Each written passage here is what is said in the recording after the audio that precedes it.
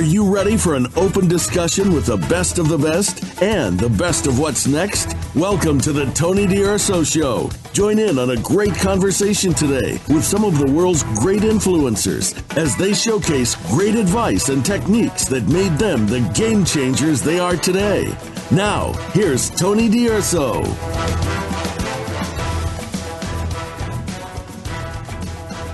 Welcome. Thanks for joining in with us. Today, we're going to teach you, and actually, we're going to help make it easier for you to take your business to the next level by giving you a much greater understanding on the power of leveraging relationships.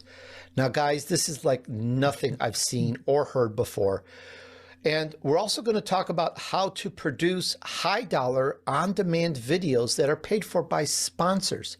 So what does that mean? That means if you're an expert on anything, growing orchids, wrenching on cars, anything, if you're an expert on anything, which you should be by now, you're going to love this. And this may help you climb up to that first million and beyond. Now, by the way, I've been producing weekly episodes for 7 years now. Can you believe that? And you can access the full library at TonyDUrso.com/podcast. And you can also type any word like marketing or million or guest name like Ziegler in the search and see what comes up. And you'll find a wealth of knowledge, advice, and guidance from our elite entrepreneurs. That's what I call them. Many of them are millionaires and billionaires. And there's one thing to know, that it's all designed to help you take things up a few notches. Well, today we're going to talk about the power of leveraging relationships with James Ziegler. Oh, and by the way, while we're at it, this is all about helping you and your friends turn your vision into reality. We want to help you get very successful at growing your business to a high sustainable level. And we want to help you and your friends, and we want to help turn you into an elite entrepreneur. All right, meet James Ziegler. First of all, he's got the longest list of accomplishments I've ever seen. I asked him for a short bio. I get this list a mile long of accomplishments. Just one would be a dream career for many people. And when you go to his site, you'll see it just goes on and on and on.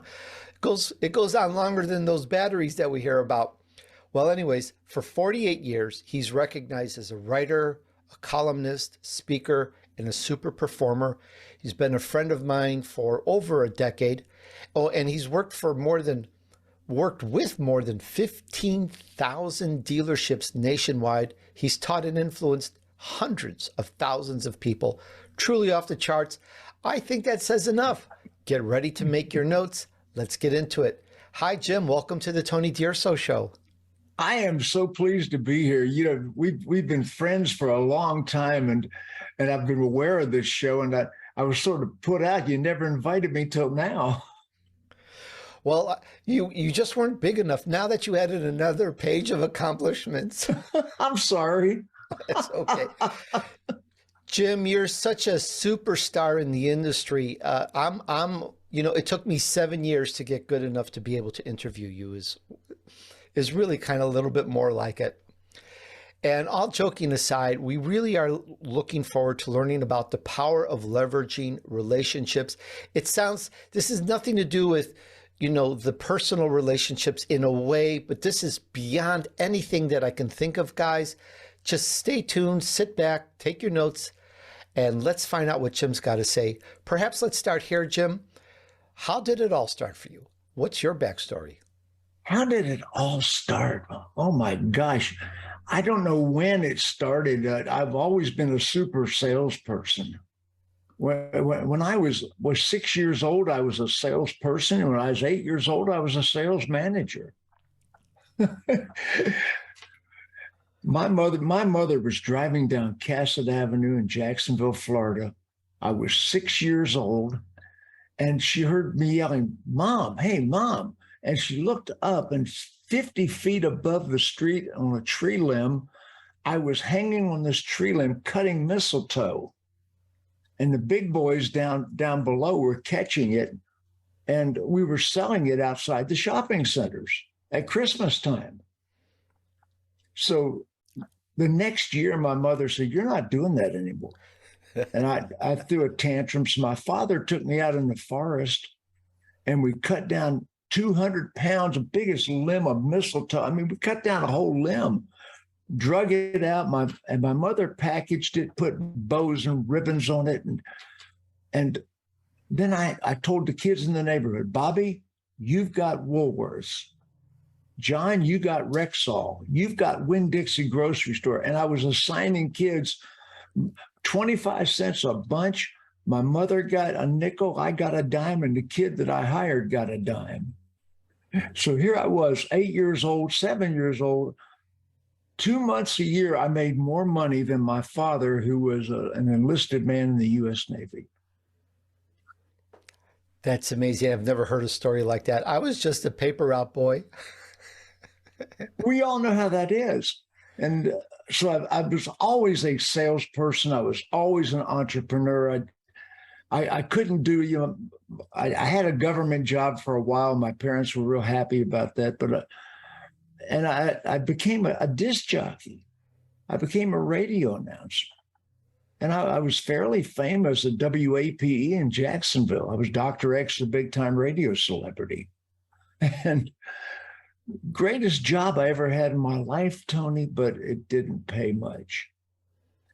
And here I was, a high school graduate from the bad side of town, middle-class parents. My dad was a enlisted man in the Navy with 3 kids. And I watched the salespeople. They got to dress nice. They wore coats and ties to work. I mean, which meant something to me at that time. They dressed nice. They drove nice cars. And I went to Stan Kaplan, the owner of the radio station, said, I'd like to be a salesman. He said, Jim, you're just too rough. You're a bar fighter and a drag racer. You're not the image we want to put out. And so I said, no, look, I'm a pretty good DJ, but I'm going to go to another radio station if you don't let me sell.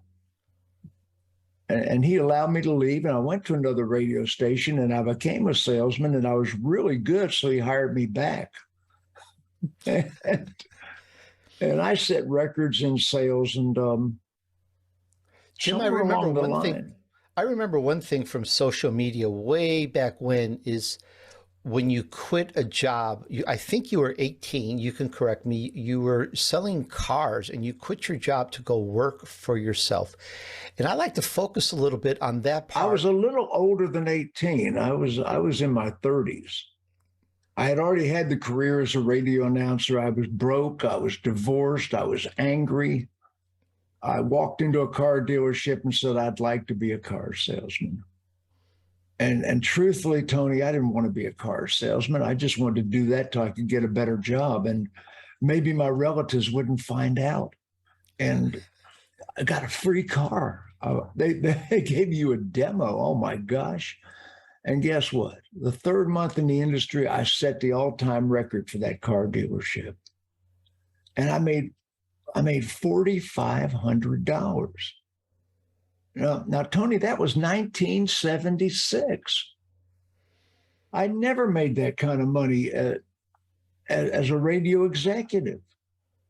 And it not in those days. And it dawned on me that this was a good job. So somewhere along the line, here I was, broke, divorced, angry, packing my every earthly possession into my 1973 beat up old car.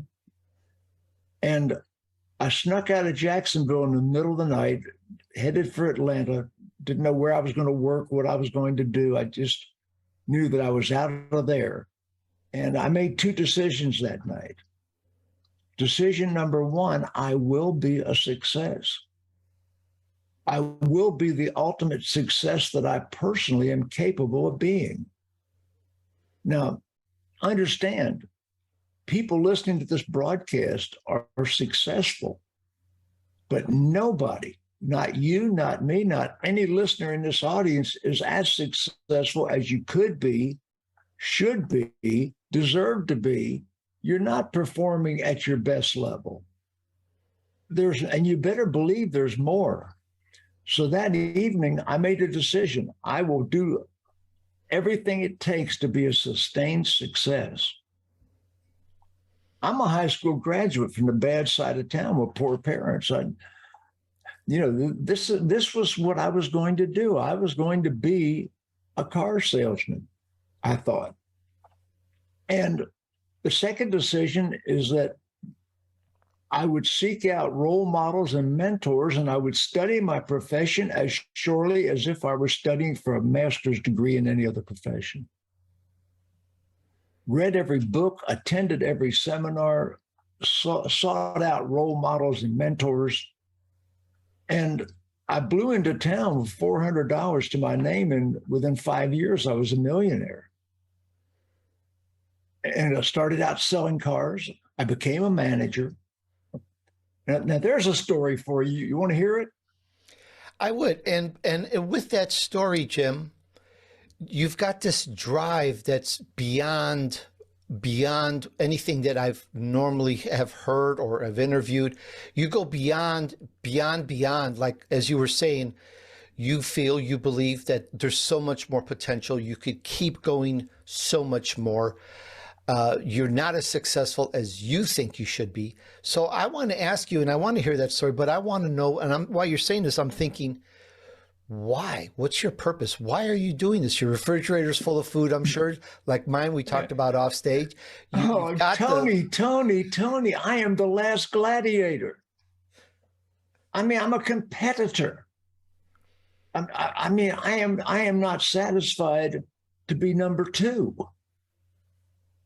I have drive, I have focus and intensity. And when you achieve focus and intensity, and you are dedicated to winning at whatever you are endeavoring to do. I wasn't a world record setting salesman, but I was the best salesperson anywhere I was. I was never beaten by another salesperson in any competition wherever I was. And I needed that. I'm a competitor by nature. And I think that's probably the drive. And when I started becoming a manager in Atlanta, I set world records in the car business. And the way that I did that was I found out the numbers. Let me tell you my story before I get into that part. Please do. Because I was a salesperson. I was happy, and somewhere along the line, I met my wife, Debbie Ziegler. We've been married 38 years. I met my wife. I sold her a car. Tony, we were working so many hours in those days. Car sales was a 70-hour, 60-hour a week job. You didn't have any time for social life. And this woman came in and bought a car, and I made so much profit on that deal. It was a big. I was celebrating that deal, and then I ended up making every payment myself. So here I was. We finally got to the point where we dated for 2 years. We were discussing marriage, and she comes from an old line Southern aristocracy family, if you can imagine Gone with the Wind family. You know, she's one of these old Southern families. She said, Jim, my parents are going to probably have a problem with me marrying a car salesman. I said, yeah, I can see that. I said, well, what if I was a manager? She said, well, that would be really good. So I went to the dealer and I said, look, I got to be a manager. So he sent me to school. I became a finance manager. And the third month in the business of being a finance manager, I set the world record. But here's the answer to your question in a long about way. My guy that was my F&I coach, the guy that sold the F&I products, the insurances, the service contracts, the representative, Tony DUrso, another Italian Tony. Tony DUrso comes in and he says, My God, Jim, you could hit $1,000 a retail unit this month. And I was new at it. I said, well, so? He said, Jim, nobody's ever done it. Now, Tony, that's all I needed to hear. Nobody's ever done it. I said, are you sure? He said, Jim, that would be the record. I said, check it out. He came back within a week and he said, Jim, I checked with Auto Age 500. I've checked with the National Automobile Dealers. Nobody's ever done $1,000 a retail unit, and you're like $975. So I consciously went after the number. I didn't stumble onto it and wake up one day and say, hey, I just did $1,000 a unit. No. I was selling harder than I'd ever sold. And selling to me is persuasion and finesse. You don't need to lie, cheat, sneak, deceive, misrepresent to sell anything. All you have to do is explain, finesse, and persuasion. If I bought a car dealership today, I'd hire a bunch of 8-year-olds. They're the best closers in the world. I have grandchildren. They can close you out. So anyway, I set world records. And I was part of a world record setting team at Dyer & Dyer Volvo. And in 1986, I was with the Potamkin organization. I was the director of their department. And they wanted to change my pay plan. They wanted to, they felt they were overpaying me. One moment here. We're talking about the power of leveraging relationships with James Ziegler, and you can find him at ZieglerSupersystems.com. You should know how to spell this. Ziegler, Ziegler, supersystems.com. Check it out. And you'll also see that very short, tiny bio that I mentioned at the beginning of this interview. It's very tiny. James, back to you. Oh, golly. So we had a pay plan negotiation, and I wasn't up for the pay plan negotiation. So I basically left the company. I came home to my wife and I said, I've quit the business. I'm going to start a consulting company. She said, Jim, now, Tony, I was making several $100,000. And she was very nervous. She said, Jim, who's doing this? I said, nobody. I'm creating an industry. There are no consultants to car dealers. And she said, Jim, I don't, she was very nervous. I said, look, if I can't make a good living within 90 days, I'll go back into the car business and get a job. So I had a 90-day window that my wife gave me to be successful. Flew to Detroit, met with the vice presidents of Ford Motor Company. Now, I was fairly well known in retail, but I'm on the 32nd floor of the Renaissance Center. That's where General Motors is headquartered today. Ford Motor Company occupied that before. A lot of people don't know that. A lot of Detroit people don't realize that Ford had Renaissance Center before GM. So I'm on the 32nd floor of the Renaissance Center. I'm looking at Edsel Ford III. I'm looking at Bob Ruhe. I'm looking at Dick Fenstermacher, Tony Restuccia, another one of those tribe members there. Tony Restuccia was in the room. I mean, all the vice presidents of Ford Motor Company. Bob Ruhe was in the room. And I found out that Jesse Jackson had made a deal with Ford Motor Company and the Rainbow Coalition to have 300 minority-owned car dealers. And they were recruiting and training African-American dealers to keep that. And I wanted that contract. And I came home with that contract. And I had 3 different things from Ford Motor Company. I was the finance training school for Ford Motor Company officially. I was on all their service contract and training videos. I was on all the Ford company training videos. And I was consulting the Minority Auto Dealers program and training and recruiting African-American dealers. And we made $1 million our very first year. That is it was off to the races. Off to the races, and you never looked back.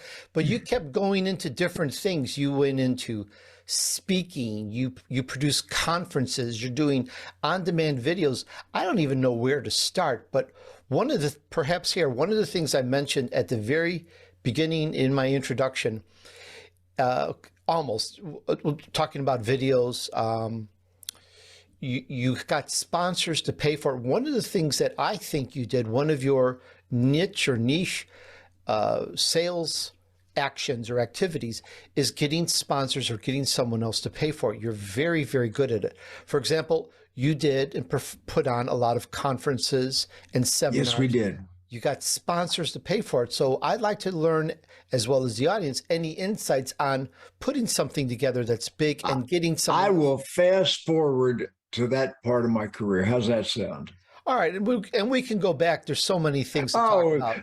We got hours of material in 45 minutes. Let's get down to the brass tacks. Okay, so my wife and I were doing seminars, finance seminars and sales manager seminars and dealer principal seminars, and we were very successful. We did several hundred seminars, but then Digital Dealer and some of the big conferences caught my eye. Now, I was already a trainer and conference. I was a keynote speaker at 98 state dealer conventions. I was writing for the magazines. I became a celebrity speaker in the car business. I signed autographs at the conventions. It was incredible. So all of a sudden, we started doing conferences because the internet became a thing. So when the internet became a thing and people started selling cars with technology-assisted marketing, social media marketing, website marketing, email marketing, all the technology things. And I don't mind telling people I'm 75 years old and I'm teaching internet to young people. So so we started doing the conferences, 250 attendees. 20 sponsors, 20 speakers. And the sponsors paid anywhere from $7,500 to $25,000 to be a sponsor. And these were people that were vendors that serviced car dealers. And this was I would look through the magazines and look through the publications, and I would look at the other conferences and see who their sponsors were, and I would contact them, and it was telephone work. It was absolutely picking up the sponsors. And the package, the $10,000 package was basically, you could have your speaker on my stage plus a booth in my exhibit area, if you would do that. And the cocktail party was $25,000. We were having these at resort locations. We were extremely successful. It was the attendees were paying $750 each. The sponsor, 250 of them. We had the sponsors paying $7,500, $10,000, $25,000, and the events. My wife had it down to less than $30,000 per event, including sit-down meals and everything. I could consult people on how to throw a profitable conference. So battle plan, we're calling these internet battle plan. So September 3rd of 2019, we threw battle plan 25, the 25th one. We had done 4 sales manager super conferences and 25 battle plans. Highly successful. October 3rd, a month later, I was diagnosed with a very aggressive stage 4 cancer. And we had a conference planned for February, but this wasn't going to happen. We were doing 3 conferences a year. So the February conference was out. I had a 9-hour surgery, tooth physician, almost died 3 times, lost 100 pounds. Wow. And then right behind that, Tony, you ready for it? COVID hit. 14 days in intensive care, almost died 3 times. And now COVID hit and we're locked down. And I had been doing a lot of video work to advertise my conferences, similar to what we're doing now with this broadcast. So I already had the sponsors lined up. I knew the sponsors. And I started recruiting the sponsors. And I first thing I did was I got up with Vimeo and I put up a training platform. All the professional speakers in the world have a video platform. Everybody's got one. And you want to sell subscribers. Tony, I'm too lazy to stay on the phone. I've done all that. I'm not going to stay on the phone and stay on the keyboard and spend my entire day trying to pick up additional subscribers. So, but I put my entire finance training school, and this is ZieglerOnDemand.com. If you want to take a look at what I've built, Ziegler, Z-I-E, like I before E, ZieglerOnDemand.com. Take a look. I put all my training platform there. Sales manager, dealer principal training. I put everything I have on that platform, and I'm adding to it regularly. But I don't charge the subscribers, Tony. I'm charging the sponsors. The sponsorship package is $10,000 for 4 interviews. I will interview the sponsor 4 times over a period of 6 months. $10,000. And I will put those videos mixed in with the training videos on the platform. And it's not the kind of money we were making with the conferences, but I don't leave the house. We're upwards of $300,000 right now annually. That's not the kind of money but I don't need any money. I've stashed it. My money will live longer than I will. I am purely ego-driven right now. I have never been afflicted with humiliation. Jim, face it, Jim, you're just not good enough. I'm sorry. People say, I wear $100,000 on my hands. I got the alpha dog and all the swagger, but that's not who Jim Ziegler is. You got to look past the cartoon character that I've created and see that there's a lot of intellectual dynamics here. Well, one thing I see in your material is, and I mentioned this just a little bit, is you've got this strong desire, this strong purpose. Yeah, I get that you want to be the best. I get that you want to sell and make records, achieve feats that no one else has. And I believe and I understand that's what makes you go. That's what turns the crank and gets you going. But you really like to help people a lot. I've seen it throughout all your social media. You're giving information left, right, and center just to help. You just did it. Some people may see it as a sales pitch to go to your video site, but you're just trying to say, hey, this information is there. You don't have to pay for it. I tell you all these things. I teach you all this. You've got this great help button feature that I see really pushes this forward. Don't let that rumor get out, please. Yeah. I have helped a lot of people.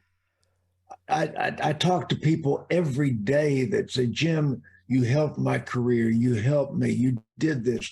You elevated me. There is a famous used car dealer in the Carolinas named Tracy Myers. And Tracy is very, very successful. He came up to me recently. He said, Jim, you might not recall, but I was at Atlanta Toyota and you were training there back in the 90s. And I was quitting the car business. I had packed up my belongings. I was getting out of the dealership, and you talked me into staying in the business. And you're the only reason that I'm still here. And Rusty Gentry, a successful car dealer in Texas, he was my first employee. And I look at the people that I've elevated from salesperson to dealer principal to general manager, the people that I have helped, and I've helped a lot of my competitors. Tony, I have no envy. I think one of the secrets of success for anybody, I want you to have more than I have. I want you to be more secure. I don't care. I don't want anything you have. I might want something like what you have, but I don't want yours. And I think people need to adopt no envy. I will help you. It's a big world. There's billions of people here. I can't service all of them. Join the party. And I've helped my competitors. Mark LaNave, who was the president of General Motors. When General Motors had their big bankruptcy and a lot of things happened, I called Mark LaNave up and I said, hey, Mark, Jim Ziegler, what can I do to help you? Now, when he was president of General Motors, he hired me often, to consult the divisions when they were in trouble. And it was too late to help, but he had hired me. And I said, Mark, I know a lot of people. How can I help you? He said, Jim, I'm amazed you're calling me. I said, well, Mark, it's real easy to be your friend when you were president of General Motors. Does that make sense to you, Tony? It does. It was Absolutely. easy to be your friend when you were president of General Motors. Now, what can I do for you? How can I help you? I like that a lot. And with your varied career, there's a couple questions that I would think that our audience would really like to hear, because I'm certain, and you've already mentioned some of this, it's not all been roses for you, or however the saying goes. You've had your share of failure. So I want to ask you, Jim, if you could take us through perhaps the biggest failure you had and how you came out of that. Well, it wasn't my failure. It was it was politics. But 2008, when we went into the biggest financial crash the country's ever seen, I had built a company with 40 employees. I think our highest gross was maybe $7 million in 2006, and we were moving along at a fantastic rate. And I was in London. I was buying a franchise for Academy, which was the British version of Facebook. I was buying US rights to Academy. I was in London, October 15th, 2008. I can tell you the day and the minute. And we heard the news that the US economy had crashed.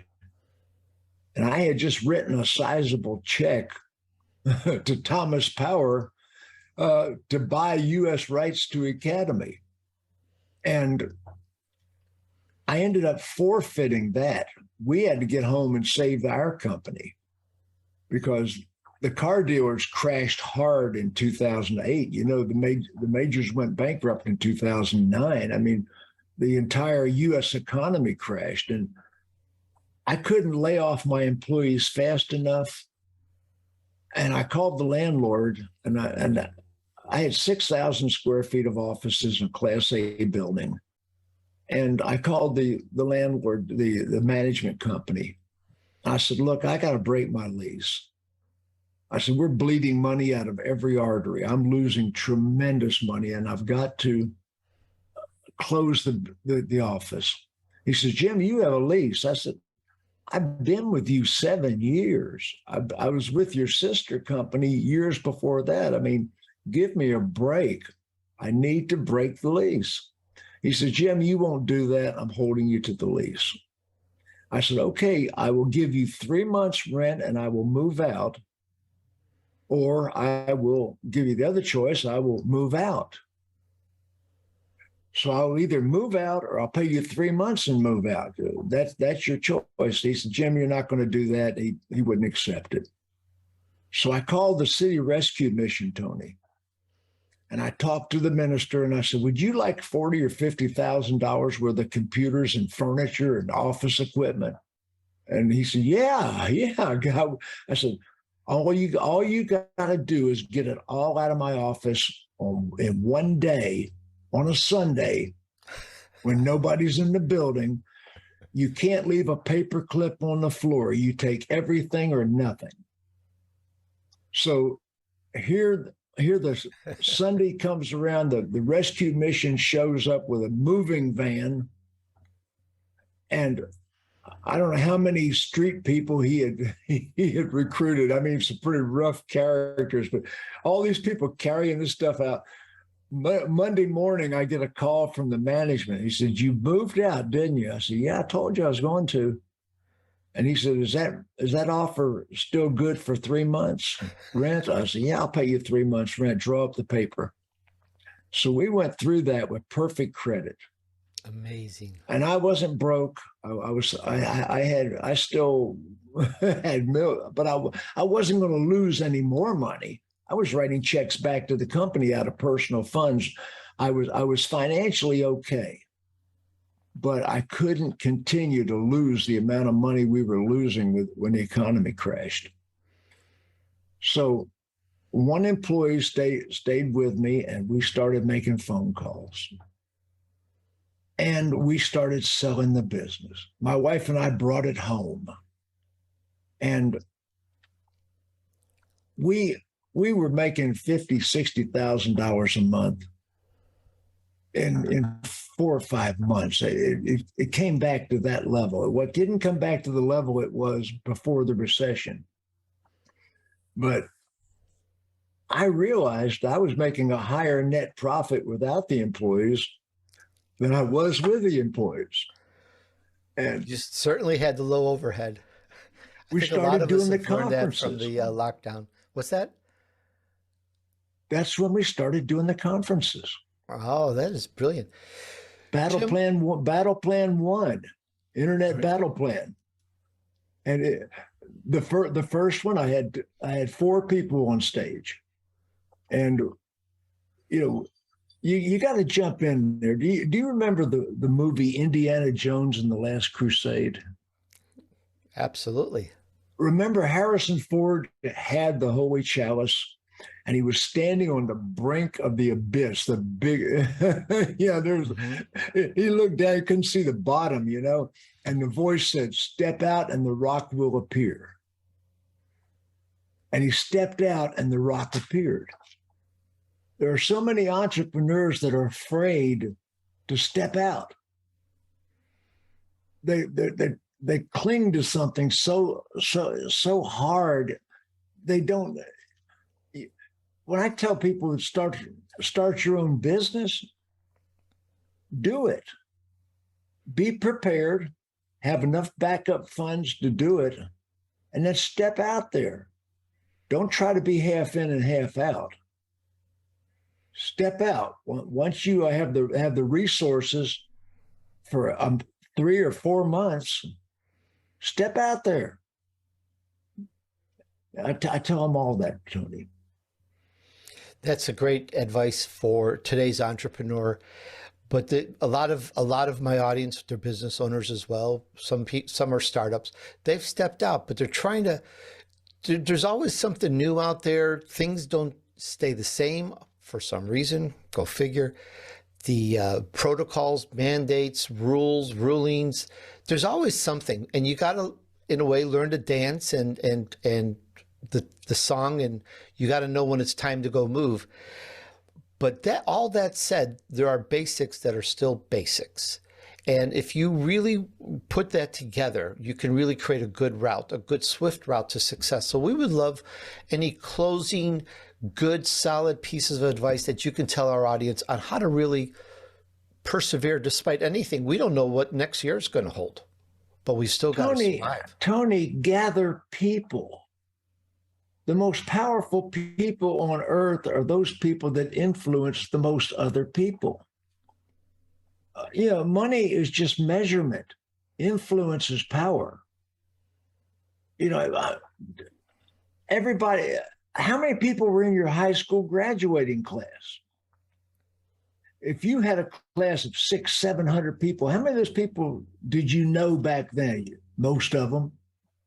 Most of them, 600-700 people, you knew most of them. How many of those people do you still know today?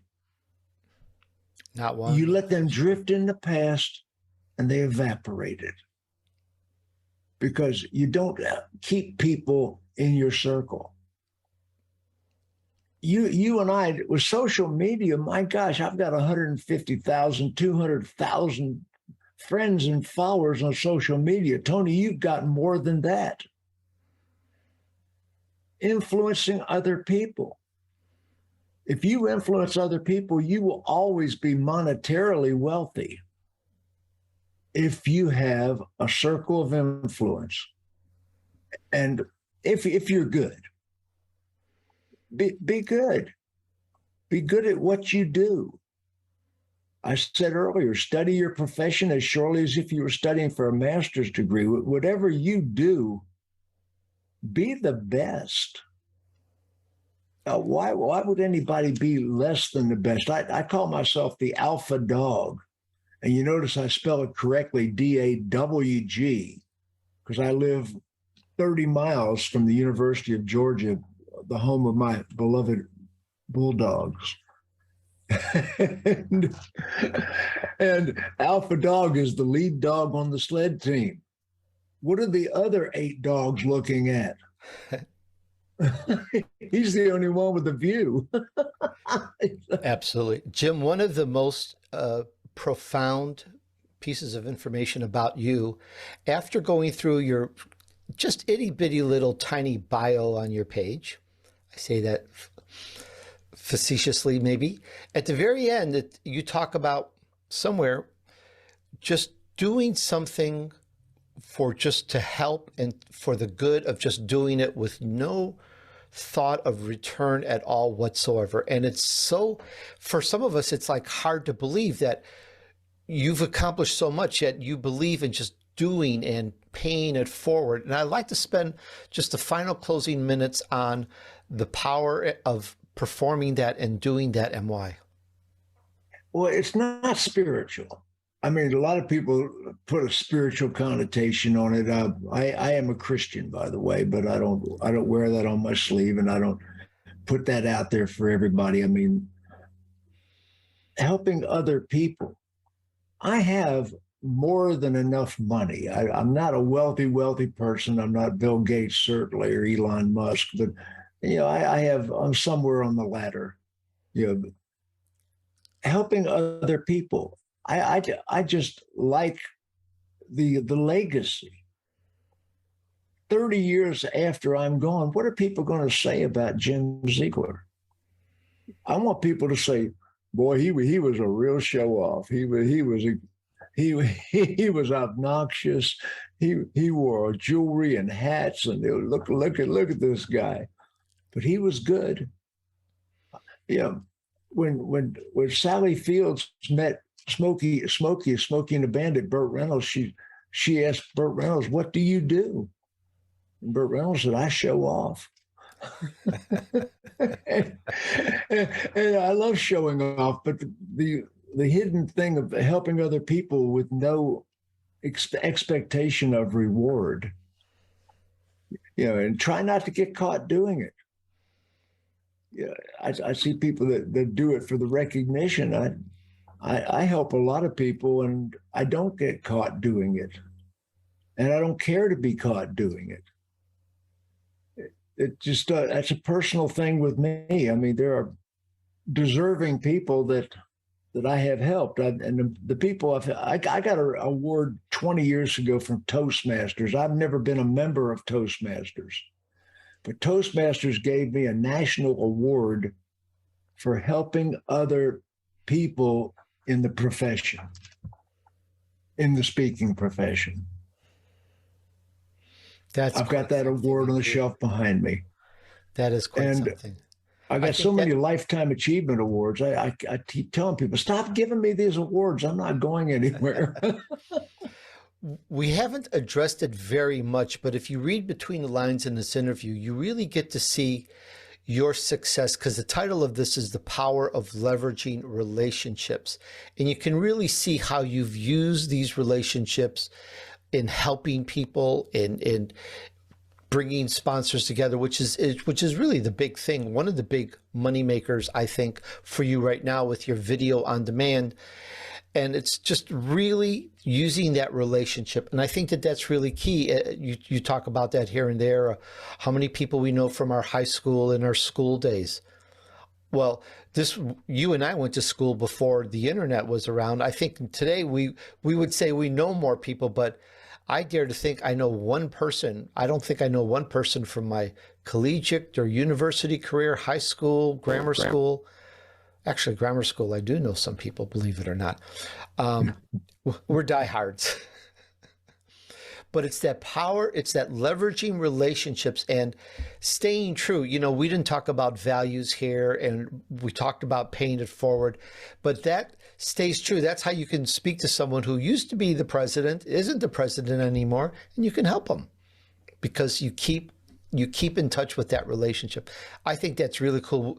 We did not do that title justice, but I hope everyone really learns a lot from this. I hope so. I hope we touched somebody. Somebody had a aha moment, and they said, "Oh, he's right. I can do that. I can have that. I can have a nicer home. I can have a better life. I can do more for my education, for my children, my spouse. I can do it." I hope somebody just picked up on something that will motivate them to do more, be more, and have more. Absolutely. Once again, everyone, we talked about the power of leveraging relationships with James Ziegler, and you can find him at ZieglerSuperSystems.com. And once you go there, there's links to some of his other sites. He's got a few of them. One of them he mentioned earlier. But check him out. And again, his stuff to help you is all free. Jim, thank you so much for sharing with us today. I loved it. And I think we're going to need to keep talking because there's so much more to share with the audience. Please, anytime. You're a dear friend, Tony. I'll help you any way I can help you. And I love doing these chats. It's wonderful. Hey, thanks for hanging out with me while I featured an elite entrepreneur who took his vision to reality. We discussed the power of leveraging relationships with James Ziegler. We talked about so many things. Can you believe he was a manager at 8 years old? And in 2 months, he made more money than his dad in a year? This guy is really on the ball. He was a young millionaire. He went off to become an entrepreneur in his 30s, I believe is what he said. And he eventually got into producing conferences and seminars and getting sponsors to pay for it. And now he produces video on demand, totally free for you and anyone. And again, sponsors pay for it. He has some good advice there on Today's Entrepreneur. We talked about paying it forward, as it's called, and just doing a good deed for the sake of doing a good deed without any want of return or any reason or like, I'll do this for you if you give that to me. None of that. Just do something good. And it comes back big time. That's why I always say it at the end of my interviews. Just do something good and just do it because you want to help others. There's plenty of people that need help, so just help them and it all comes back to you. But before I go, I'd like to know, what did we discuss that resonated with you? I am looking at having Jim come back next year. There's so much more to talk about. What would you like us to discuss? And please remember supporting the show with a nice review on Apple Podcasts, or let's just say instead of a nice review, if you heard my last podcast, we're going to take out that word nice. I just got to change my acumen. So an effective review. And if you listen to the last show, you'll know what I'm talking about. And you can get onto Apple Podcasts from any web or mobile device. Please try and leave a kind review. I appreciate that so much. And share this with a few friends to help them too. All right? Use this and let's help you move on your journey to success. Thanks. And remember, just take action. Success awaits those who persevere and remain steadfast despite the odds. Sow good seeds. Do good deeds. And join me on the next episode of The Tony DUrso Show.